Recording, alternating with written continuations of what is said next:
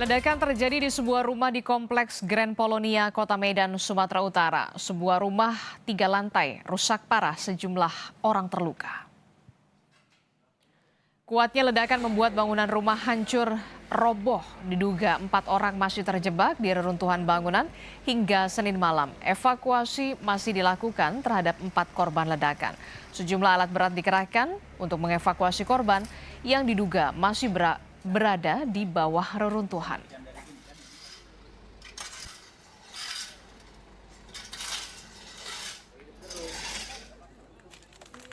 Sebelumnya, warga Kompleks Grand Polonia, Kota Medan dikejutkan ledakan keras yang terjadi di sebuah rumah. Bangunan hancur, roboh akibat ledakan juga menimpa mobil yang terparkir. Polisi bilang dari investigasi awal diduga ledakan terjadi karena pipa gas tanam di dalam rumah yang bocor. 2 dari 6 penghuni rumah berhasil dievakuasi, sedangkan 4 lainnya masih dicari. Ledakan membuat 6 rumah di sekitar lokasi rusak.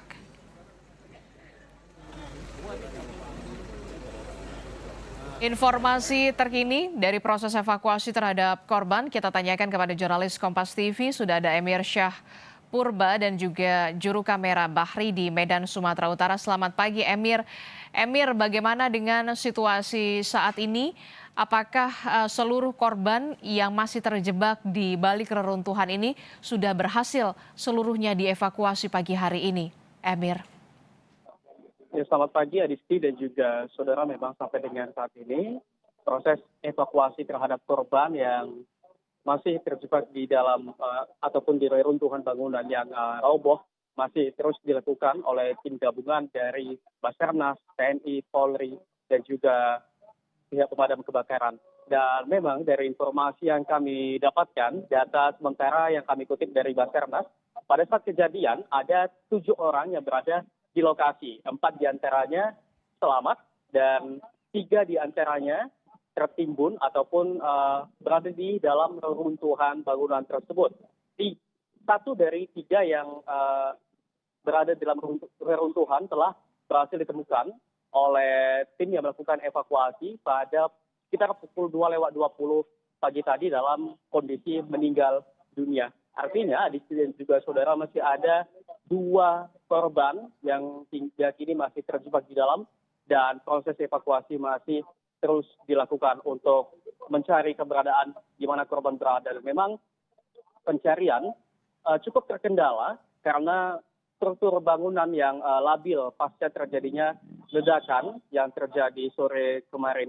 Dan dari pihak Basarnas sendiri memang mengutamakan keselamatan personilnya untuk bagaimana agar bisa aman untuk melakukan evakuasi ini. Seperti evakuasi yang berlangsung malam tadi memang menggunakan alat berat untuk terlebih dahulu menyingkirkan bongkahan ataupun robohan-robohan rumah untuk kemudian tim evakuasi dapat masuk ke dalam bangunan tersebut untuk melakukan penyisiran pencarian korban. Dan seperti yang saya katakan tadi, 1 korban meninggal dunia telah ditemukan pada pukul 2:20 pagi tadi dan hingga kini tim masih melakukan pencarian terhadap 2 korban lainnya. Sebelumnya juga saudara, ledakan terjadi pada pukul 15:30 petang kemarin dan dari investigasi awal dari pihak kepolisian adapun ledakan dipicu oleh adanya pipa bawah tanah ataupun gas bawah tanah ataupun gas tanam Adisti.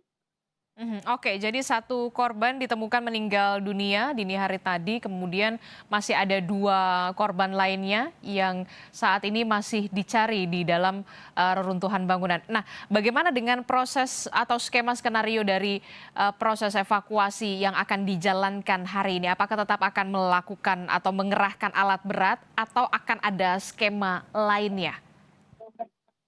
Ya, Adisti dan juga saudara, memang jika kita melihat proses evakuasi yang berlangsung di lokasi, memang sejumlah alat berat dikerahkan, seperti salah satunya adalah mobil crane yang tadi malam berfungsi untuk memindahkan bongkahan-bongkahan rumah. Kemudian ada alat berat yang berfungsi untuk memecah bongkahan-bongkahan agar tim bisa masuk, dan juga pihak tim evakuasi juga menggunakan drone thermal untuk mendeteksi di mana titik korban, sehingga ini dapat memudahkan tim pencarian untuk menyisir korban yang berada di dalam rumah, seperti satu korban yang telah ditemukan dalam kondisi meninggal dunia pada pukul 2:20 pagi tadi.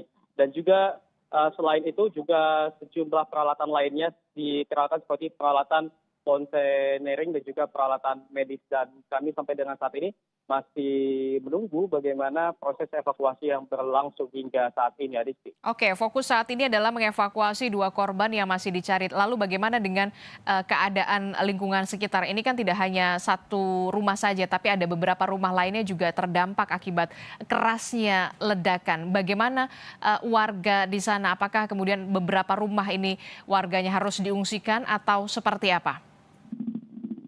Ya, Disti, jika kita melihat pasca ledakan di lokasi, kami melihat kerusakan-kerusakan yang cukup parah di rumah sekitarnya, dan memang rumah utama yang merupakan sumber ledakan tersebut mengalami hancur yang sangat parah.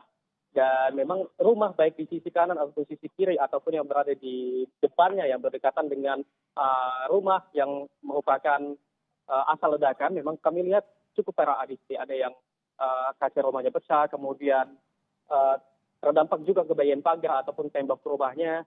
Dan kami melihat juga tadi malam sejumlah rumah yang terdampak, kami melihat ada yang kosong ataupun ditinggal penghuninya sementara pasca ledakan. Sementara ada juga rumah yang dalam kondisi kaca rumahnya pecah, namun pemilik rumah dengan cepat untuk melapisi bagian kaca yang pecah dengan plastik begitu. Dan kami melihat memang penghuni masih berada di dalam. Memang sampai dengan saat ini penjagaan ketat masih dilakukan di lingkungan perumahan. Di sini kami melihat ada personel dari kepolisian untuk membantu penjagaan security yang ada di perumahan Grand Polonia ini, Adisti. Oke, jadi proses evakuasi masih terus dilakukan untuk mencari ada 2 korban yang diduga masih terjebak di balik reruntuhan rumah akibat ledakan, sementara 1 orang ditemukan meninggal dunia. Terima kasih informasinya jurnalis Kompas TV, Emir Syahpurba dan juga juru kamera Bahri di Medan, Sumatera Utara.